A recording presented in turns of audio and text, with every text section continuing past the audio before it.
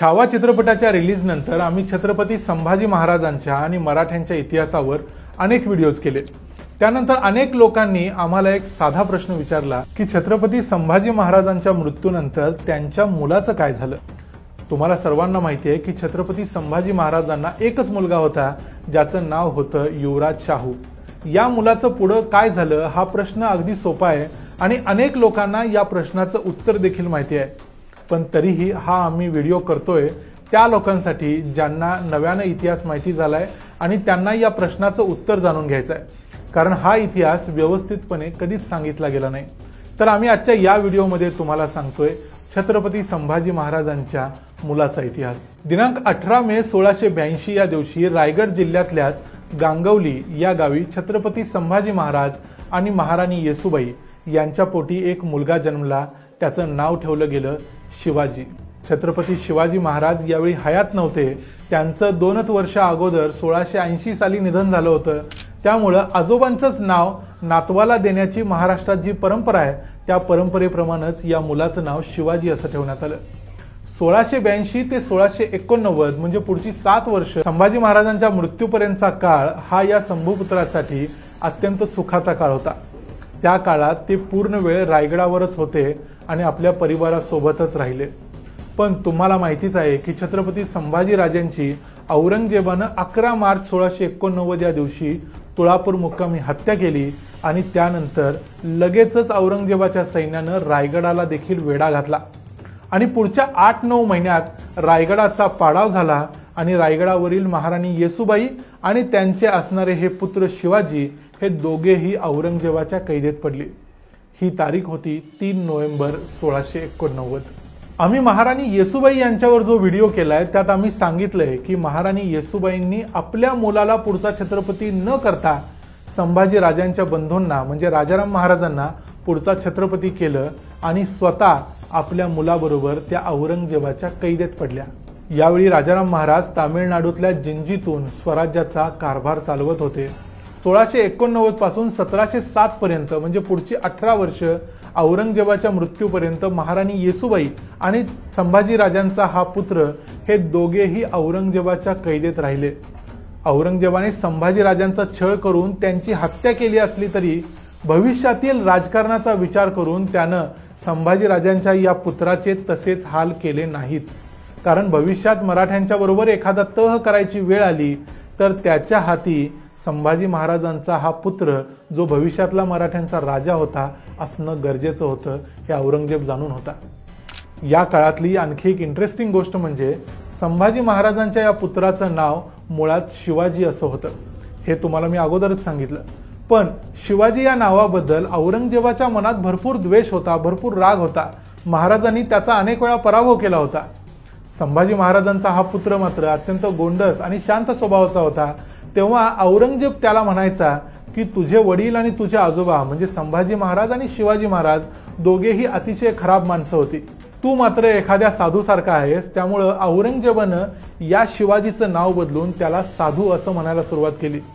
त्याच्या फारसी उच्चारामुळे या साधूचं शाहू असं झालं आणि सगळेच लोक संभाजी राजांच्या या पुत्राला शाहू या नावाने बोलवायला लागले। त्यामुळे पुढे इतिहासात देखील शाहू हेच नाव रूढ झालं, जे नाव औरंगजेबानं दिलं होतं। औरंगजेबाकडे जे मराठा सरदार नोकरी करायचे त्याच्यामध्ये असणाऱ्या जाधव आणि शिर्के यांच्या मुलींच्या बरोबर औरंगजेबानं शाहू महाराजांचं लग्न देखील लावून दिलं। शाहू महाराजांची ही दोन्ही लग्न औरंगजेबाच्या कैदेत असताना झालेली आहेत हे आपण लक्षात घेतलं पाहिजे। आणि या लग्नात औरंगजेबानं शाहू महाराजांना छत्रपती शिवरायांची तलवार भेट म्हणून दिलेली होती, जी शिवरायांनी अफजल खानाच्या वधाच्या वेळी वापरली होती। पुढे 20 फेब्रुवारी 1707 रोजी औरंगजेब मरण पावला आणि त्याच्या मुलांच्यात वारसा युद्धाची सुरुवात झाली। तेव्हा पुढे भविष्यात मराठे आपल्यावर वरचढ होऊ नयेत म्हणून औरंगजेबाचा मुलगा आझमशाह यानं युवराज शाहूंना भोपाळमध्ये असताना त्यांची मुक्तता केली आणि मग शाहू महाराज महाराष्ट्रात आले। त्यांनी महाराष्ट्रात येऊन आपलं राज्य मागितलं। त्यावेळी संपूर्ण राज्य महाराणी ताराबाईंच्या ताब्यात होतं। ताराबाईंनी हे राज्य द्यायला नकार देताच शाहू महाराज आणि ताराराणी यांच्यात युद्ध सुरू झालं। छत्रपती संभाजी महाराजांचा पुत्र महाराष्ट्रात परत आलाय या एका भावनेमुळे आणि संभाजी राजांच्या वरच्या प्रेमामुळे शेकडो मराठा सरदार जसं की धनाजी जाधव, बाळाजी विश्वनाथ, खंडो बल्लाळ, परसोजी भोसले असे अनेक सरदार शाहू महाराजांना जाऊन मिळाले. पुण्याजवळच्या खेड कडूस जवळ तारा राणी विरुद्ध शाहू महाराज असं जे युद्ध झालं, या युद्धात तारा राणींचा पराभव झाला आणि शाहू महाराजांनी महाराष्ट्राची सत्ता मोठ्या प्रमाणावर आपल्या ताब्यात घेतली. सातारा ही शाहू महाराजांनी आपली नवी राजधानी केली आणि मराठा साम्राज्याच्या सातारा आणि कोल्हापूर अशा 2 गाद्या निर्माण झाल्या. पुढच्या काळात शाहू महाराजांना बाळाजी विश्वनाथांसारखे एक अतिशय समर्थ पेशवे मिळाले, ज्यांनी मराठ्यांचे राज्य उत्तरेकडे पसरवले. मोगलांच्या माळवा, गुजरात यांच्यासारखे प्रदेश जिंकून घेतले. 1720 साली या बाळाजी विश्वनाथांचा मृत्यू झाला. त्यानंतर या बाळाजी विश्वनाथांचेच पुत्र असणाऱ्या बाजीराव पेशवे यांना शाहू महाराजांनी पेशवाईची वस्त्र दिली. तुम्ही जर बाजीराव मस्तानी हा चित्रपट बघितला असेल तर त्यात तुम्ही शाहू महाराजांनी केलेली ही निवड देखील पाहिली असेल. 1719 साली याच बाळाजी विश्वनाथ आणि बाजीराव या पितापुत्रांनी महाराणी येसूबाई, ज्या अजून देखील मोगलांच्या कैदेत होत्या, त्यांना दिल्लीवर स्वारी करून सोडवून महाराष्ट्रात आणण्याची कामगिरी केली. शाहू महाराजांनी अशा प्रकारे त्यांच्या राज्याची पेशवाई बाळाजी विश्वनाथांच्या भट घराण्याकडे जी दिली, ती पुढे जवळजवळ 100 वर्ष त्याच घराण्याकडे राहिली. बाजीराव पेशव्यांच्या काळात मराठ्यांचं राज्य गुजरात बरोबर राजस्थान, बुंदेलखंड, बाघेलखंड, दिल्ली, सरहिंद, बंगाल, ओडिसा अशा संपूर्ण देशभरात पसरलं. या संपूर्ण राज्याचे स्वामी छत्रपती शाहू महाराज होते, जे छत्रपती संभाजीराजांचे पुत्र होते. 1740 ला बाजीराव पेशव्यांचं निधन झालं आणि शाहू महाराजांनी बाजीराव पेशव्यांचे पुत्र असणाऱ्या नानासाहेबांची पेशवे म्हणून निवड केली. नानासाहेबांच्या काळात देखील मराठा साम्राज्य चौखूर दिशेने दौडत राहिले आणि 1749 साल येता येता जवळजवळ संपूर्ण भारत देश दक्षिण भारतातला हैदराबादचं निजामाचं राज्य वगळता मराठ्यांच्या ताब्यात होता. म्हणजेच या संपूर्ण राज्याचे छत्रपती शाहू महाराज हे राजे होते. या छत्रपती शाहू महाराजांचं 15 डिसेंबर 1749 या दिवशी सातारा येथे निधन झालं. 1707 पासून जवळजवळ पुढची 42 वर्ष छत्रपती संभाजी महाराजांच्या या मुलानं देशावर राज्य केलं. मराठ्यांचं राज्य बळकट करण्याचं काम झालं ते याच छत्रपतींच्या काळात.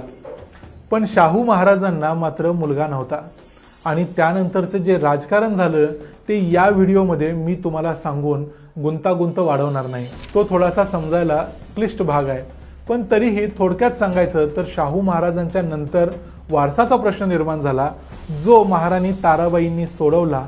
महाराणी ताराबाई तेव्हा देखील हयात होत्या, पण तरी देखील मराठेशाहीतील छत्रपतींचं जे वजन होतं, राजाचं जे वजन होतं, ते शाहू महाराजांच्या मृत्यूनंतर संपलं. इथून पुढे मराठेशाहीत पेशव्यांना वजन प्राप्त झालं आणि सगळी सत्ता पेशव्यांच्या ताब्यात आली, ज्याला आपण पेशवाई असं म्हणू शकू. अशा प्रकारच्या राज्याची सुरुवात छत्रपती शाहू महाराजांच्या मृत्यूनंतर सुरू झाली.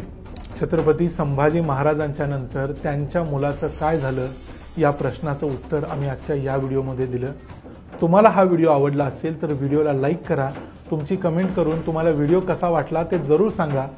चॅनलला सबस्क्राईब करा आणि पुन्हा भेटू पुढच्या व्हिडिओमध्ये. तोपर्यंत पाहत रहा द मराठी बाणा.